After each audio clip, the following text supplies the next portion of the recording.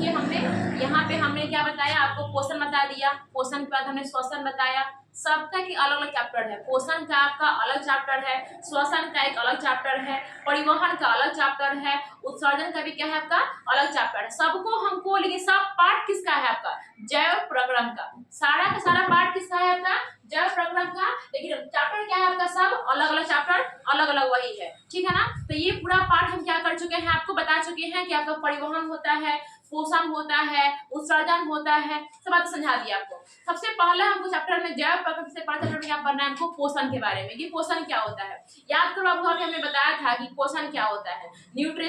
Nutrition देखो पढ़ा आप सब कुछ चुके हैं, लेकिन यहाँ पे हल्का फुल्का क्या करेंगे, हम थोड़ा सा रिवीजन करेंगे हम कि पोषण क्या होता है। हमने पोषण में क्या बताया था कि जो पोषण होते हैं वह कितने प्रकार के होते हैं। जो पोषण होते हैं वो दो प्रकार के होते हैं। पहला होता है स्वपोषण और दूसरा होता है विषम पोषण। स्वपोषण यानी कि ऑटोट्रॉफिक न्यूट्रिशन और पर पोषण यानी विषम पोषण यानी कि हेटेरोट्रॉफिक न्यूट्रिशन होता है, समझ गए। अब पर पोषण मतलब क्या होता है, स्वपोषण क्या होता है, इसमें जीव जंतु जो होते हैं अपना भोजन स्वयं बनाते हैं। लेकिन वहीं पे अगर पर पोषण की बात की जाए तो इसमें जीव जंतु जो होते हैं अपना भोजन स्वयं नहीं बनाते हैं, बल्कि अपने भोजन के लिए किसी अन्य जीवों पर आश्रित रहते हैं, निर्भर रहते हैं। इसमें क्या हम लिखेंगे, ये जो होते हैं अपना भोजन क्या बनाते हैं, अपना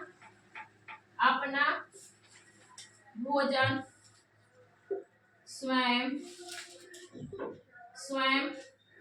अपना भोजन क्या करते हैं, स्वयं बनाते हैं। लेकिन वहीं पे अगर इसका बात करें हम, इसका बात करें, ये आपका किसका था आपका स्वपोषण का, इसका बात करें तो ये अपना भोजन क्या करते हैं, यह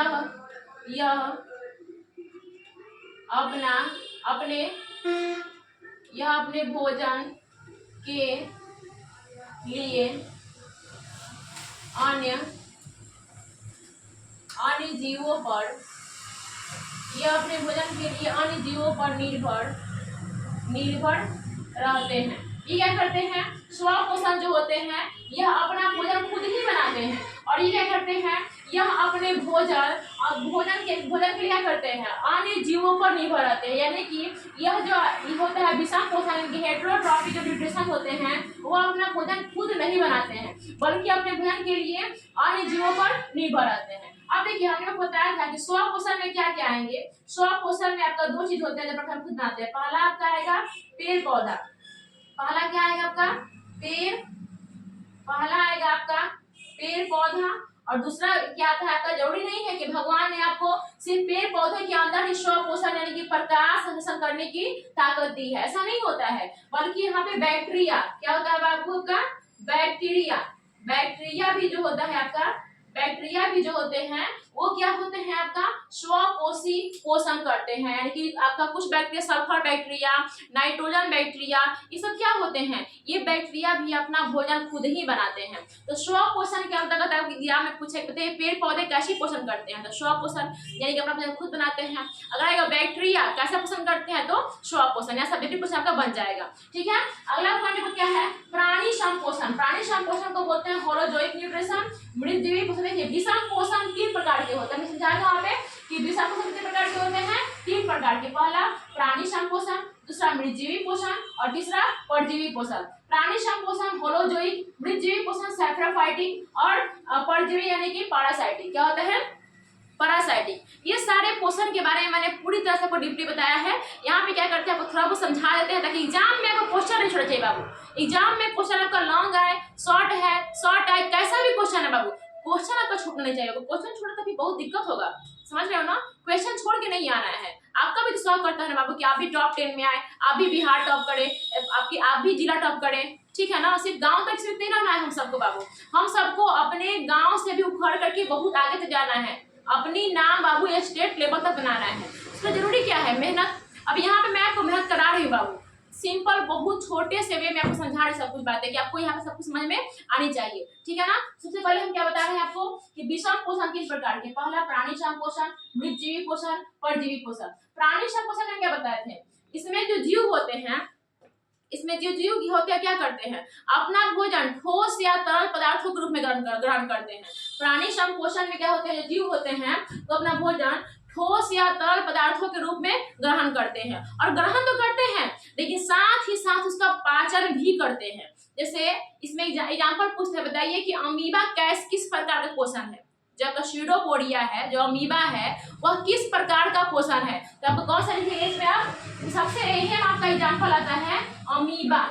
बहुत इंपॉर्टेंट क्वेश्चन पूछता है एग्जाम में आपका ऑब्जेक्टिव में कि बताइए अमीबा में कौन सा पोषण होता है। तो प्राणी श्रम पोषण होता है। कौन सा पोषण होता है, प्राणी श्रम पोषण होता है। ये भी आपको बताया था जब आपको अमीबा पढ़ाया था, बताया था आपको कि जो अमीबा होता है वह भोजन तो करता ही है और साथ ही साथ उसका पाचन भी करता है। जो भी भोज्य पदार्थ को ग्रहण करेगा, ग्रहण करने के बाद उसको निगलने के बाद उसका पाचन भी करेगा। हम जितने मनुष्य हैं, आपका जानवर है, वो सब किस में आएंगे, प्राणी श्रम पोषण है, यानी कि होलोजोइक में आएंगे। समझ गया, इतना समझ में आ गया आपको। दूसरा था आपका मृत जीवी पोषण। मृत जीवी पोषण में आपका फफूंद होता है, कवक होता है, समझ गया। उसके बाद आपका क्या होता है, गोबर छत्ता, मशरूम जो होते हैं वो सब कैसे जीव होते हैं, वो सब होते हैं मृत जीवी पोषण करते हैं। कैसे, ये जो होते हैं मृत जीवी पोषण, ये अपना सड़ी गली चीजों से, मृतजीवी पोषण जो होते हैं यह सड़ी गली चीजों से अपना भोजन प्राप्त करते हैं। आप देखे होगे, आप पाव खरीद के लाए, पाव खरीद के लाए और पाव रोटी आप 2 दिन तक ना खाइए, उसमें ना बिल्कुल फफूंद चारों बगल से लग जाएंगे। या फिर बासी रोटी देखिएगा, दूसरा दिन का बासी रोटी देखिएगा ना, तो वहाँ पे चारों बगल कवक की मतलब जो ईस्ट लगता है ना, ईस्ट, चारों बगल ईस्ट पूरा तरह से छा जाएगा। समझ गए। ये सब क्या होते हैं, ये जो जीव होते हैं, इसमें जो इसके अंतर्गत जो जीव आते हैं, किसके अंतर्गत, मृत जीवी पोषण के अंतर्गत जो जीव आते हैं वो अपना भोजन सड़ी गली चीजों से प्राप्त करते हैं। क्या करते हैं, अपना भोजन सड़ी गली चीजों से प्राप्त करते हैं। तो इसमें क्या बताया हमने, इसमें बताया अपना भोजन ठोस या तरल पदार्थ के रूप में क्या करते हैं, प्राप्त करते हैं। इसे हम बोलते हैं प्राणी श्रम पोषण। और प्राप्त करते हैं साथ साथ उसका क्या करते हैं, पेट में इसका पाचन भी करते हैं।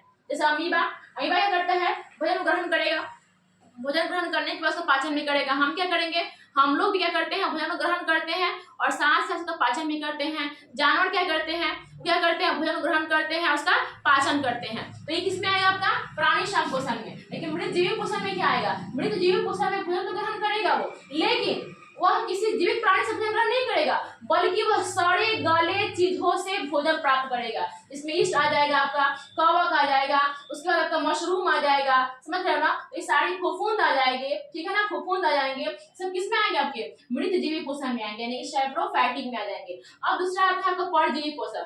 परजीवी पोषण क्या होता है, इसमें जो जीव जंतु होते हैं ना, किसी दूसरे जीवों के सतह पर, शरीर की सतह से, आपका शरीर है ना, बॉडी है आपका, बॉडी के सतह पर रह करके या फिर किसी दूसरे जीवों के बॉडी पे रह करके या फिर सतह पर रह करके क्या करते हैं, अपना भोजन ग्रहण करते हैं, लेकिन उससे उस जीव को कोई हानि नहीं पहुंचता है। इसमें क्या होता है, परजीवी पोषण क्या होता है, इसमें जीव होते हैं वो अपना भोजन किसी दूसरे जीवों के संपर्क में अस्थायी तथा अस्थायी रूप में रह करके क्या करते हैं, उससे अपना भोजन प्राप्त करते हैं। लेकिन इससे जो जिस जीव से पोषण प्राप्त करते हैं उस जीव को किसी प्रकार का कोई हानि नहीं होता है। उसे हम क्या कहेंगे, क्या बोलेंगे उसको जी, परजीवी पोषण कहेंगे। क्या कहेंगे, परजीवी पोषण। एग्जाम्पल के लिए समझिए कि आपके बॉडी में जू पड़ जाता है, आपके बॉडी में नहीं, आपके सर में जू पड़ जाता है। जो जू पड़ता है वो क्या करता है, क्या आपके बॉडी जू क्या करता है, आपसे पोषण ग्रहण करता है, आप भी जिंदा हो कि मर गए हो। ऐसा तो नहीं होता है कि आपकी बॉडी में जू पड़, आपकी बॉडी में बोल रहे हैं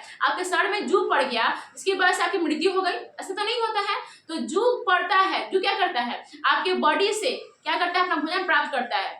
जो ढील होता है, ढील से जू बोलते हैं, क्या करते हैं, अपने आपके शरीर से, हमारे शरीर से वह भोजन प्राप्त करता है, लेकिन आपको उससे कोई हानि नहीं होती है। दूसरा आप देखे होंगे जोंक देखे हैं, जोंक। अब वो जोंक भी क्या करता है, बॉडी में पूरी तरह चिपक जाएगा।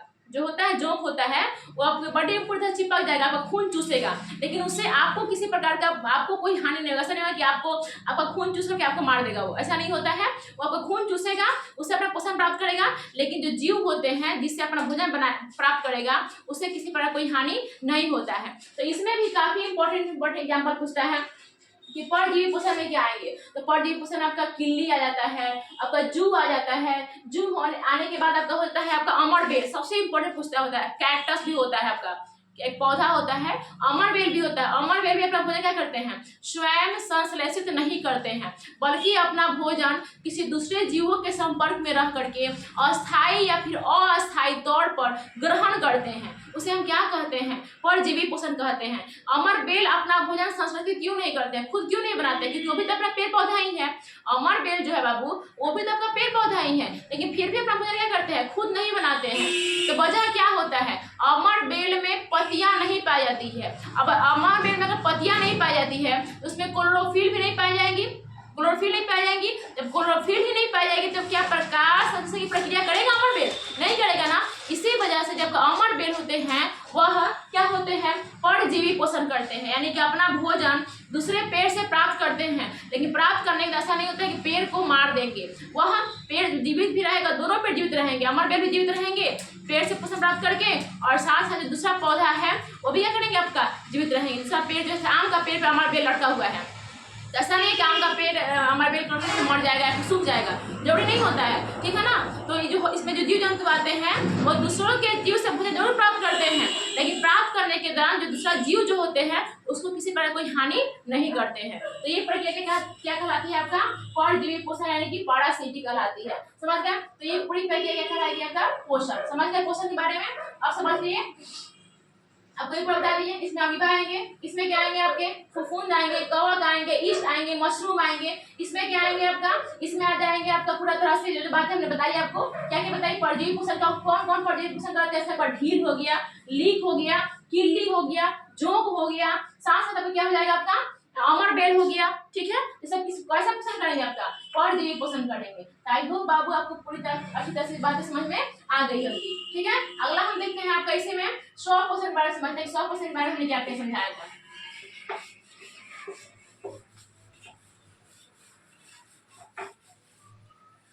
अब देखिए, जो भी आपका स्व पोषण होते हैं, स्व पोषण होते हैं आपका ऑटोट्रॉपिक न्यूट्रिशन जो करते हैं वो कैसे करते हैं, प्रकाश की उपस्थिति में, यानी कि प्रकाश संश्लेषण करते हैं। जो पेड़ पौधे होते हैं अपना भोजन कैसे बनाते हैं, सूर्य के प्रकाश की उपस्थिति में। जैसे मान के लेकर वो क्या है, ये आपका, ये मैंने एक पेड़ को बनाया, इसे अपना भोजन खुद बनाने के लिए क्या चाहिए, सबसे पहले ये सूर्य है, ये क्या है आपका सूर्य है।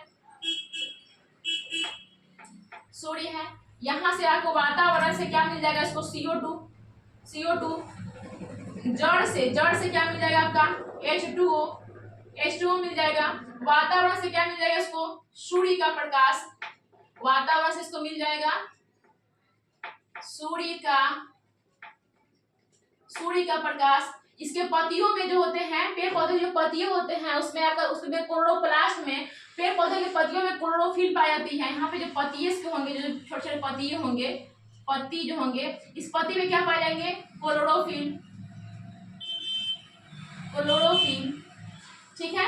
अब देखिए पेड़ पौधों के क्या क्या चाहिए, पेड़ पौधों को प्रकाश संश्लेषण करने के लिए क्या पढ़ेंगे, यहाँ पे प्रकाश संश्लेषण। तो पेड़ पौधों को प्रकाश संश्लेषण करने के लिए क्या क्या चाहिए, सबसे पहला सूर्य का प्रकाश चाहिए उसे, दूसरा चाहिए कार्बन डाइऑक्साइड, तीसरा चाहिए जल, चाहिए ना बाबू। अगर ये सब नहीं होगा पेड़ पौधे के पास तो क्या वह प्रकाश संश्लेषण कर पाएगा, क्या अपना भोजन वो खुद बना पाएगा, नहीं बना पाएगा ना।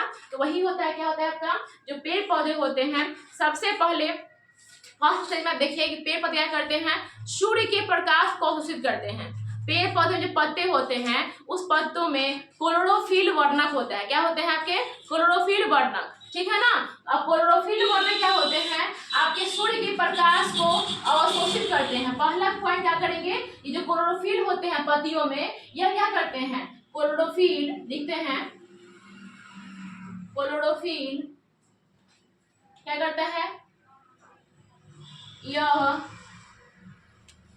सूर्य के प्रकाश को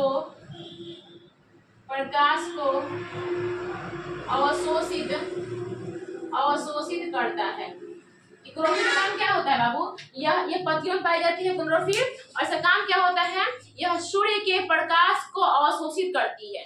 अब सूर्य के प्रकाश क्या होती है, आपका क्या होती है, सूर्य के प्रकाश को अवशोषित करके यह प्रकाश लिया ना, जो क्लोरोफिल हुआ सूर्य से क्या लिया, उसका प्रकाश लिया, यानी कि अब क्लोरोफिल क्या करेगा, प्रकाश ऊर्जा को रासायनिक ऊर्जा में बदल देगा। सूर्य से प्रकाश लेगा और प्रकाश ऊर्जा को रासायनिक ऊर्जा में बदलेगा। ठीक है, करेगा यह। दूसरा पॉइंट क्या होगा, यह यहाँ पे ये मत लिखे, सीखिएगा प्रकाश ऊर्जा का रासायनिक परिवर्तन होगा। उसका दूसरा पॉइंट क्या होगा आपका, क्लोरोफिल जो होगा सूर्य के प्रकाश को अवशोषित करेगा। दूसरा क्या होगा आपका, प्रकाश ऊर्जा रासायनिक ऊर्जा में परिवर्तित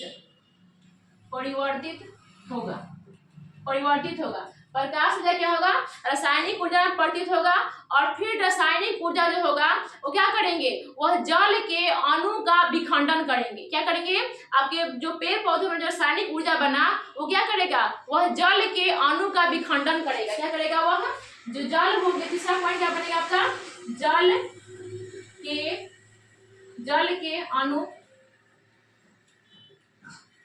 के अणु का विखंडन होगा। जल के अणु का विखंडन होगा। जब जल के अणु का विखंडन होगा तो हाइड्रोजन अलग हो जाएंगे और ऑक्सीजन अलग हो जाएंगे। और हाइड्रोजन क्या करेंगे CO2 के साथ अपचयन प्रक्रिया द्वारा जुड़ जाएंगे। हाइड्रोजन जो होगा वह CO2 के साथ अपचयन प्रक्रिया द्वारा जुटेगा और क्या बनाएगा, ग्लूकोज बनाएगा। क्या बनाएगा, ग्लूकोज। यानी ग्लूकोज किसके फॉर्म में, ऊर्जा। जो ग्लूकोज होगा पेड़ पौधे के लिए क्या बनेगा, ऊर्जा। क्या बनेगा, ऊर्जा। अब जब वो ग्लूकोज बनाएगा और बनाने के दौरान जो ऑक्सीजन होगा आपका वही का वही बाहर निकल जाएगा। और साथ साथ आपका पेड़ पौधे उस पश्चात क्या आपको देते हैं, आपका जल को भी क्या करते हैं, निष्कासित करते हैं। तो इस प्रकार हमने क्या देखा कि जो पेड़ पौधे होते हैं अपना भोजन स्वयं बनाते हैं।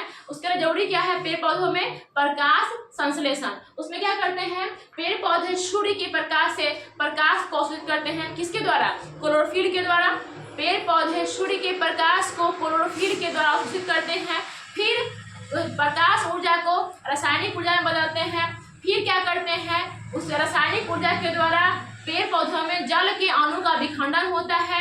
हाइड्रोजन अलग हो जाता है, ऑक्सीजन अलग हो जाता है। फिर हाइड्रोजन जो होता है आपका अपचयन प्रक्रिया द्वारा CO2 के साथ जुड़ता है और जुड़ने के बाद ग्लूकोज बनाता है। ठीक है, जो भोजन होता है भोजन बनाता है, ग्लूकोज बनाता है। और वह जो ग्लूकोज के बाद उसके पश्चात जो पेड़ पौधे होते हैं ग्लूकोज तो बनाएंगे, साथ साथ उत्पाद के रूप में ऑक्सीजन तथा जल का भी निर्माण करेंगे। तो ये पूरी प्रक्रिया जो मैंने आपको बताई प्रकाश संश्लेषण के बारे में, यानी ये सारी बातें क्या होती है, पेड़ पौधों के अंदर होती है, सही बातें। ठीक है, तो इसमें एक समीकरण होता है जो काफी इंपॉर्टेंट होता है। जितनी बातें मैंने बताई ना, इसका समीकरण लिख लीजिएगा। ठीक है, क्या समीकरण होगा आपका, और समीकरण क्या होता है आपका, CO2 प्लस क्या होता है, H2O।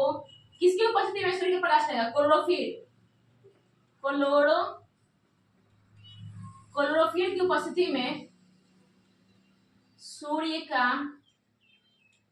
सूर्य का प्रकाश लेगा और क्या बनाएगा, C6H12O6 प्लस O2 अब प्लस H2O भी बनाएगा। क्या बनाएगा, जल भी बनाएगा। इसको संतुलित कर दीजिए, 6CO2 प्लस 12H2O, यहाँ पे 6O2 और 6H2O कर दीजिए। ठीक है, संतुलित कर दीजिए समीकरण को। ठीक है, यहाँ पे देखिए जो पेड़ पौधे होते हैं वातावरण से CO2 लेंगे और साथ ही साथ जड़ से क्या करेंगे, जल को लेंगे, जड़ से जल को लेंगे। और क्लोरोफिल क्या करेगा, यह सूर्य के प्रकाश को अवशोषित करेगा। अवशोषित करने के बाद देखिए यहाँ पे जल है, फिर अवशोषित करके प्रकाश ऊर्जा को रासायनिक ऊर्जा में बदलेगा। क्या करेगा, प्रकाश ऊर्जा को रासायनिक ऊर्जा में बदलेगा।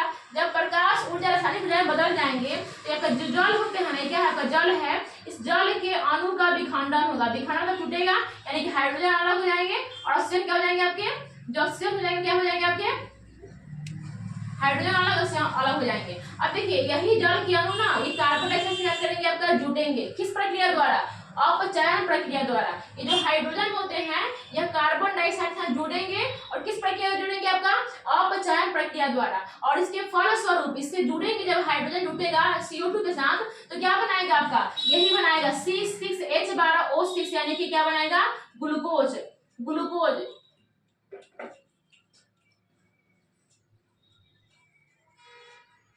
क्या बनाएगा बाबू? ग्लूकोज बनाएगा, ठीक है। और उसके फलस्वरूप जो आपका ऑक्सीजन है, देखिए ऑक्सीजन को क्या कर देगा? उत्पाद के रूप में बाहर कर देगा, और साथ साथ जो आपका जल होता है उसको भी उत्पाद के रूप में बाहर कर देगा। तो क्वेश्चन पूछता है कि जो पेड़ पौधे होते हैं प्रकाश संश्लेषण प्रक्रिया के दौरान उत्पाद के रूप में क्या मुक्त करते हैं? तो 3 पदार्थ एग्जाम्पल में दिया जाता है। पहला C6H12O6 यानी ग्लूकोज, दूसरा क्या होता है आपका जल होता है, और तीसरा क्या होता है आपका ऑक्सीजन होता है, ठीक है। दूसरा क्वेश्चन पूछता है कि प्रकाश संश्लेषण प्रक्रिया के लिए क्या क्या चीजें जरूरी होती है? पहला सूर्य का प्रकाश, दूसरा कार्बन डाइऑक्साइड, तीसरा जल। समझ गए? इतना पॉइंट आप लिख लोगे। अब आएगा एग्जाम में प्रकाश संश्लेषण से कैसा भी क्वेश्चन आएगा आपके एग्जाम में प्रकाश संश्लेषण से या फिर स्वपोषण से कैसा भी क्वेश्चन आए, आप ये चिपका देना, फिगर बना देना। पहले फिगर बनाने के बाद क्या करोगे? आप बिल्कुल फिगर से ड्रॉ कीजिएगा, फिगर ड्रॉ कीजिएगा। ड्रॉ करने के बाद वातावरण दिखा देना, इधर वातावरण CO2 को दिखाई देना। CO2 के बाद आपका जड़ से क्या जाएगा? H2 जाएगा।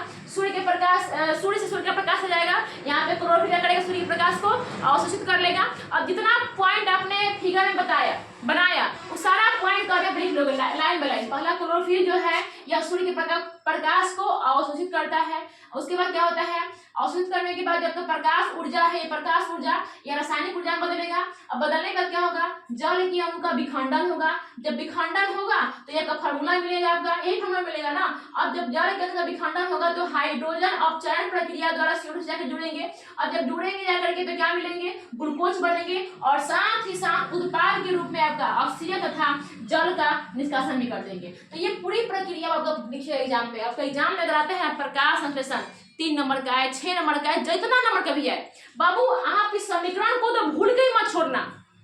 प्रकाश संश्लेषण जहां लिखे मिल जाए बाबू, पक्का ये फिगर चिपकाना। ये जो पॉइंट आपका लिखे हैं, पॉइंट हम बोल रहे हैं, जो समीकरण हम लिखे हुए हैं यहाँ पे, समीकरण क्या लिखे हैं हम? 6CO2 + 12H2O।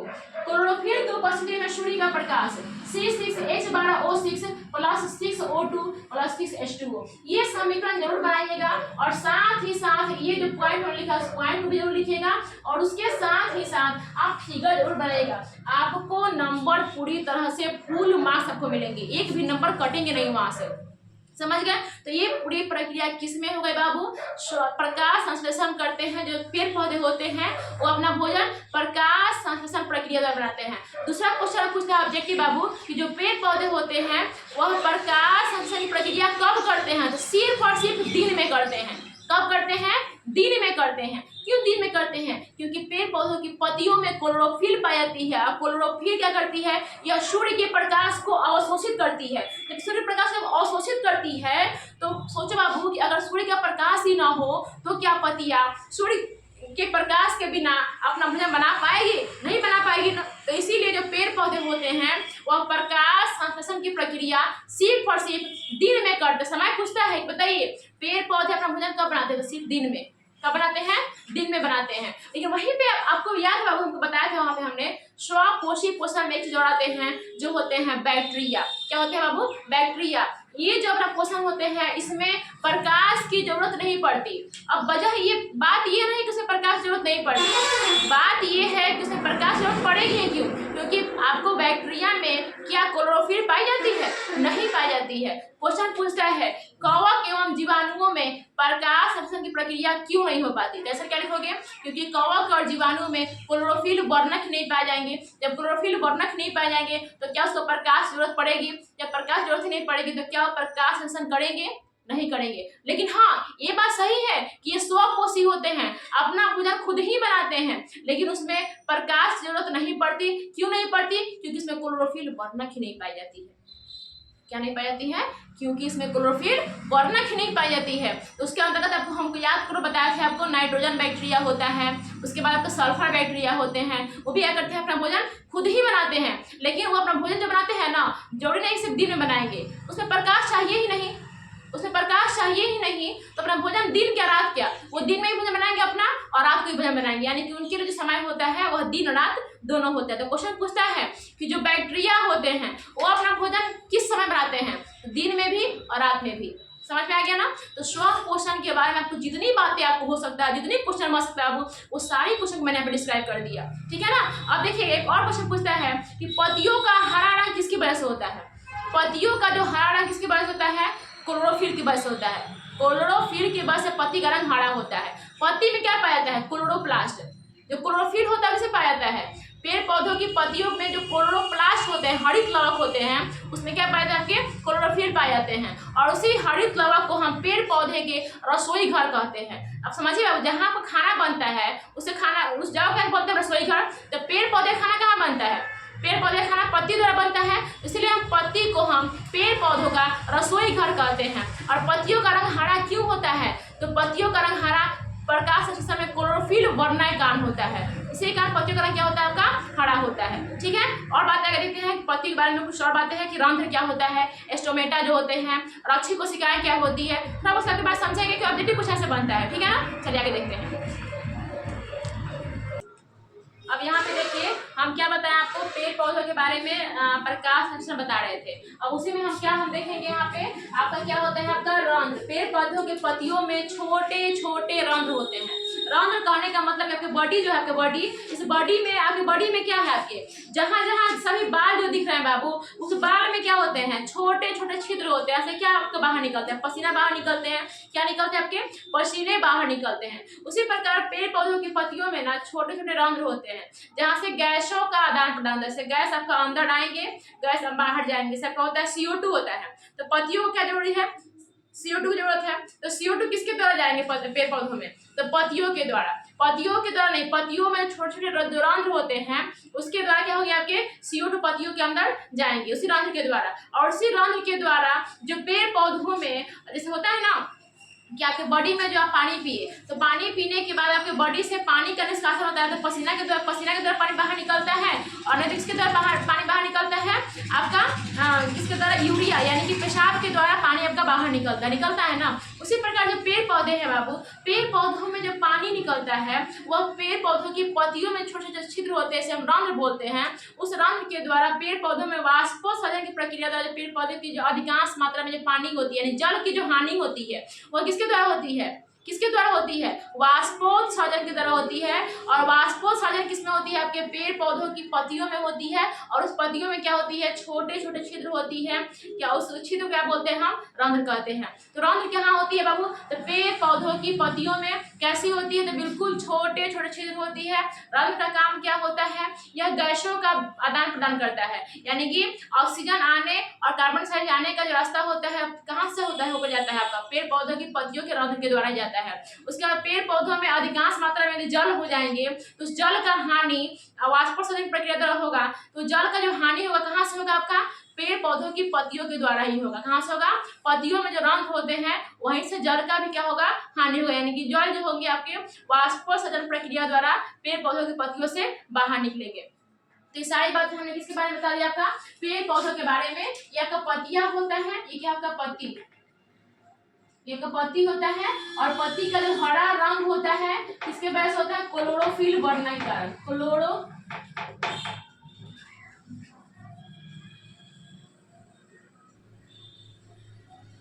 क्लोरोफिल के कारण। ठीक है, इस पत्ती को पेड़ पौधे का रसोई घर कहते हैं।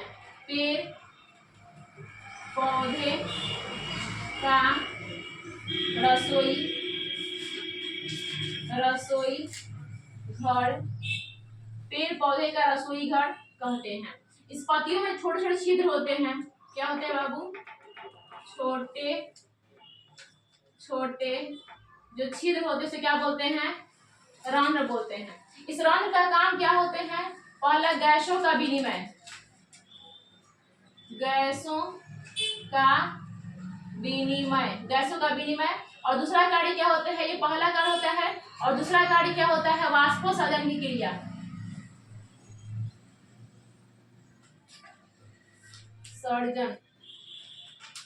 वाष्पोत्सर्जन की क्रिया कौन करता है? रंध्र का काम क्या है? यह गैसों का विनिमय, यानी कि H2 बोल रहे हैं, O2 और CO2, O2 और CO2 किसके द्वारा जाएंगे, बाहर निकलेंगे, रंध्र के द्वारा ही। और रंध्र के द्वारा ही आपके पेड़ पौधों में जो अधिक मात्रा में जल हो जाएंगे, उस जल का हानि वाष्पोत्सर्जन प्रक्रिया द्वारा होगा। लेकिन वाष्पोत्सर्जन जो प्रक्रिया होगी, यह पेड़ पौधों में छोटे छोटे छिद्र होते हैं, उसमें उसे जो रंध्र कहते हैं, उस रंध्र के द्वारा किसकी प्रक्रिया होगी, आपके जो पेड़ पौधे ज्यादा मात्रा में जल होती है, जल का जो निष्कासन होता है वह कहाँ से होता है, पत्तियों के रंध्र के द्वारा। ठीक है ना, इसे स्टोमेटा ही बोलते हैं। क्या बोलते हैं हम, स्टोमेटा। अगला क्वेश्चन और पूछता है कि स्टोमेटा की रक्षा कौन करता है। स्टोमेटा को चारों बगल से घेर करके कौन रखता है, कौन रखता है, आपका रक्षी कोशिकाएं कहते हैं उसे। क्या बोलते हैं हम, गार्ड सेल बोलते हैं, रक्षी कोशिकाएं होते हैं। अगला क्वेश्चन पूछता है कि रक्षी कोशिकाएं का आकार कैसा होता है। ये आपका देखिए रक्षी कोशिका होता है, बिल्कुल आपके सेम की बीज की तरह होता है रक्षी कोशिका। ऐसे होता है रक्षी कोशिकाएं, कैसे होता है, बिल्कुल ऐसे होता है कुछ रक्षी कोशिकाएं।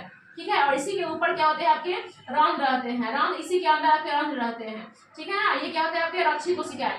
क्वेश्चन पूछता है कि जब रंध्र होते हैं वह किससे ढका रहता है, रंध्र की रक्षा कौन करता है, तो रक्षी कोशिकाएं करती है। ठीक है, कौन करती है, रक्षी कोशिकाएं करती है। तो ये सारी बातें यहाँ से बहुत सारे ऑब्जेक्टिव बनते हैं और सब्जेक्टिव बनते हैं। ठीक है, तो इतनी बातें आपको अच्छी तरह से समझ में आ गई होगी। ठीक है, अगला पॉइंट आपको हमने क्या बताया था, आपका अमीबा के बारे में। पहला पॉइंट हमने आपको बताया था यूनिसेलुलर यानी कि एक कोशिकीय जीव के बारे में बताया था बाबू, कि एक कोशिकीय जीवों में पोषण कैसे होता है। एक कोशिकीय जीव होते हैं उसमें पोषण कैसे होते हैं। सबसे पहले आप एक कोशिकीय जीव कौन सा आता है बाबू, एक कोशिकीय जीव। ठीक है, इसमें पहला आएंगे आपका अमीबा, पहला कौन सा आएगा, अमीबा। और दूसरा आता है पैरामीशियम।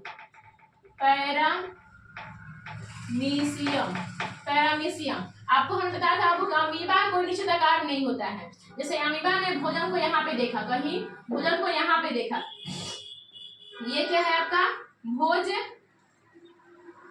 पदार्थ। अब अमीबा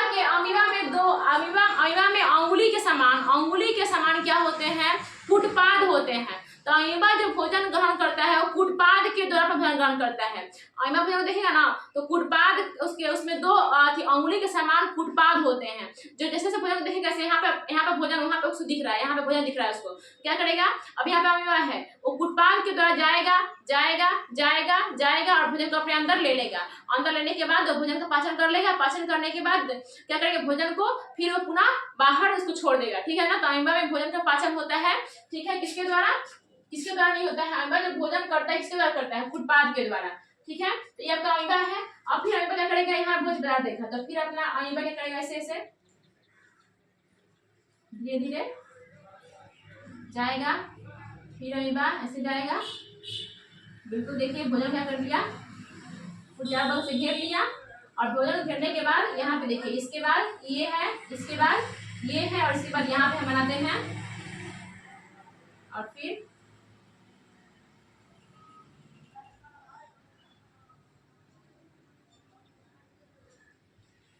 ये भोजन आपका हुआ। देखिए भोजन को पहले लिया, चार बगल से अंगुली समान से घेर लिया, घेरने के बाद भोजन को अपने अंदर ले लिया, और लेने के बाद फिर यहाँ पे देखिए कुछ अमीबा ऐसे ऐसे करके ऐसे हो जाएगा, और यहाँ पे आपका भोज्य पदार्थ है, तो भोजन का कर लिया, इसको पाचन कर लिया, और इसके बीच में केंद्रक पाई जाती है। सब क्या होते हैं आपकी, केंद्रक होती है। क्या होती है आपका, केंद्रक होती है। यहाँ पे बीच का अमीबा कहीं ना कहीं केंद्रक होता है। तो अमीबा का जो क्वेश्चन पूछता है बाबू, क्या अमीबा का आकार निश्चित होता है, तो आकार लिखोगे नहीं, अमीबा का कोई निश्चित आकार नहीं होता है। दूसरा क्वेश्चन पूछता है कि अमीबा का आकार निश्चित क्यों नहीं होता है, तो अमीबा का आकार निश्चित इसलिए नहीं होता है क्योंकि अमीबा में जो कुटपाद होते हैं वह जिधर भोजन देखेंगे उधर से अमीबा में क्या होता है, कुटपाद टूट जाएंगे, और कुटपाद क्या करेंगे, अपना भोजन ग्रहण करने के लिए। यानी क्वेश्चन पूछता है कि अमीबा में जो आपका जो अमीबा होता है उसका जो आकार अनियमित होता है, किसके वजह से होता है, तो कुटपाद की वजह से। अमीबा में भोजन का पाचन कहाँ पे होता है, तो रसधानी में। याद रखिएगा, अमीबा में जो भोजन का पाचन होता है वो कहाँ पे होता है, रसधानी में। अमीबा भोजन किसके द्वारा करता है, कुटपाद के द्वारा। क्या अमीबा का आकार निश्चित होता है, अमीबा का आकार निश्चित नहीं होता है। अमीबा कैसी प्राणी है आपका, एक कोशिकीय प्राणी समपोषी, एक कोशिकीय प्राणी है और प्राणी समपोषी है। समझ गए, तो इतनी बात सब किसके बारे में बताया था आपको, हम अमीबा के बारे में बताए थे। दूसरा आता है पैरामीशियम के बारे में। अमीबा पैरामीशियम में क्या डिफरेंस होता है, कुछ डिफरेंस होता है। अमीबा जो होता है उसका आकार अनिश्चित होता है, लेकिन पैरामीशियम का जो आकार होता है ना बिल्कुल निश्चित होता है। पैरामीशियम का जो आकार होता है कैसा होता है, निश्चित होता है, बिल्कुल चौपड़ की तरह होता है। कैसा होता है आपका जो पैरामीशियम होता है इसका आकार जो होता है वह चौपड़ की तरह होता है। पैरामीशियम के चारों ओर बालनुमा संरचना पाई जाती है। कैसी पाई जाती है, बालनुमा संरचना पाई जाती है, जिसे हम बोलते हैं सीलिया। पैरामीशियम का आकार निश्चित होती है।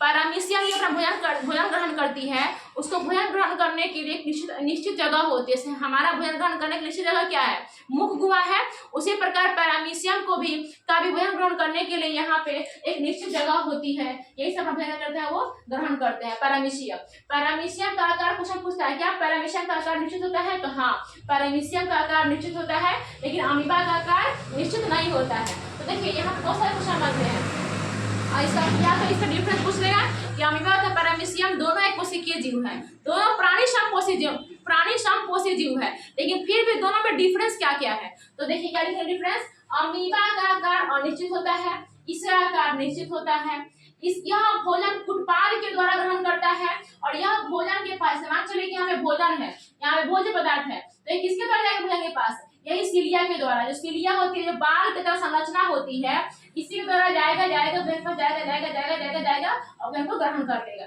ठीक है ना। तो जो आपका ये जो होता है आपका भोजन ग्रहण कुटपाल के द्वारा करते हैं, और ये भोजन ग्रहण कहाँ से करते हैं, सीलिया के द्वारा जाते हैं भोजन के पास, और इसके पास भोजन ग्रहण करने के लिए एक अलग सा द्वार होता है, जिससे भोजन को ग्रहण करते हैं। ये अपना भोजन किसे बताते हैं, रसधानी पाचन करते हैं। जो अमीबा होते हैं अपना भोजन का पाचन रसधानी में करते हैं। अमीबा को निश्चित आकार नहीं होता है, लेकिन पैरामीशियम का निश्चित आकार होता है। पैरामीशियम बिल्कुल चप्पल की तरह देखने में लगता है, ऐसा लगता है बिल्कुल चप्पल की तरह। तो आपको हमने पूरी तरह से एक कोशिकीय जीवों के बारे में भी अच्छी तरह समझा दिया, उसमें पोषण कैसे होता है, नहीं पोषण होता है, सब कुछ समझा दिया वहाँ पे। तो आपको किसी प्रकार कोई कंफ्यूजन नहीं हुआ होगा। अब हम पढ़ेंगे मनुष्य में पोषण के बारे में। सबको आपको पढ़ा चुकी हूँ, थोड़ा बहुत रिकॉल करा देती हूँ, सही रहेगा तो एग्जाम के लिए। एग्जाम के पॉइंट ऑफ व्यू से आप दिमाग पर रखोगे तो बात सही रहेंगी। ठीक है ना। तो यहाँ पे देखिए कि हमने कोशिकीय जीवों में पोषण बताया, अमीबा बताया, पैरामीशियम बताया। अमीबा के बारे में बहुत सारी बातें बताई, और पैरामीशियम के बारे में मैंने क्या किया, बहुत सारी बातें को बताई। अब हम पढ़ेंगे मनुष्य में आहार नाल। आहार नाल सब अलग अलग भाग को मैंने पढ़ाया है, सबको अलग अलग वीडियो में छोटियां अलग बताया है, अमाशय अलग बताया है, ग्रस नली अलग बताया है, ग्रसनी अलग बताया है, ग्रहणी अलग बताया है, मुख गुहा अलग बताया है, सबको अलग बताया है। अब हम अगला वीडियो में अभी तुरंत बता रहे हैं आपको, इसी वीडियो में बताएंगे कि आपका सबका अलग अलग पार्ट इतना एग्जाम अभी सबके सर पे है। जो भी 25 में बच्चे एग्जाम देने वाले हैं बाबू, उसके एग्जाम क्या है, बिल्कुल सर पे 17 को एग्जाम है आपका। तो फटाफट डिवीजन कैसे करें हम, जल्दी एकदम वीडियो देखें, फटाफट डिवीजन से कर ले कि हाँ ये ऐसे होता है, वैसे होता है, वैसे होता है, वैसे होता है, बस इतना सिंपल। ज़्यादा डीप पढ़ने की जरूरत आपको नहीं है। यहाँ पे आप इतना कर लोगे ना तो आपको क्वेश्चन, आपका बायो के चैप्टर से क्वेश्चन को नहीं छूटने वाला है। बस रिवीजन करके जाइएगा, जरूर जाइएगा। ठीक है ना। और इसमें भी आपको कोई दिक्कत नहीं आएगी, मुझे नहीं लगता कि इसमें कोई भी किसी प्रकार किसी बच्चे को कोई दिक्कत आएगी। अगर फिर भी दिक्कत आपको आती है आप मुझे पूछ सकते हो। आपका ये जो मैं अभी पढ़ा रही हूँ ना, जितनी बातें अभी बताई हूँ, ये सब का एनसीईआरटी से मिक्स है पूरी तरह से क्वेश्चन, कोई भी क्वेश्चन आपको छूटे रहने वाला नहीं है। अगर बायोलॉजी चैप्टर 1 से क्वेश्चन आपको पूछ दिया, जैव प्रोग्राम से क्वेश्चन पूछ दिया, यानी कि पोषण से क्वेश्चन पूछ दिया, कहीं से भी क्वेश्चन पूछेगा, वो क्वेश्चन नहीं फंसने वाला है। 100% गारंटी के साथ मैं आपको कह रही हूँ बाबू, क्वेश्चन कहीं से भी नहीं पूछेगा। क्वेश्चन आपका फंस ही नहीं सकता है कहीं से भी, कुछ भी पूछेगा आप सबका जवाब सही से दोगे। ठीक है। तो अभी तक मैंने क्या बताया आपको, पेड़ पौधों के पोषण के बारे में बताया, जीवाणु पोषण के बारे में बताया, उसके बाद प्राणी संपोषण, परजीवी पोषण, मृजीवी पोषण के बारे में बताया, सौर पोषण बताया, विषम पोषण बताया, उसके बाद एक कोशिकीय जीव पोषण बताया। अब हम पढ़ेंगे बहु कोशिकीय जीवों पोषण, यानी कि क्या पढ़ेंगे, आहार नल के बारे में सब देखते हैं अगला वीडियो में।